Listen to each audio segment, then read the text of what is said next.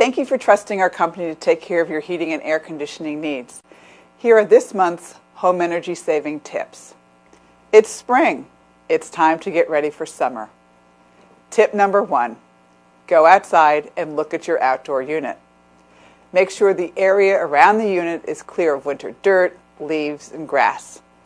Your unit needs proper air movement to work efficiently.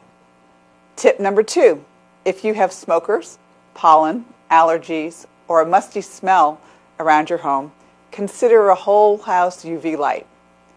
A whole house UV light eliminates these odors, molds, bacteria, pet odors, and musty smells throughout your home. Call us at the number below for more information. Tip number 3, change your filters. A clogged filter causes your HVAC system to work harder. It's like breathing through a paper bag. It uses more energy. Clogged filters cause you to write larger checks to your utility company. It's time to have your air conditioning system maintained by a professional company like us. Manufacturers recommend that you get your system checked and maintained at least once per year to save money on your electric bills.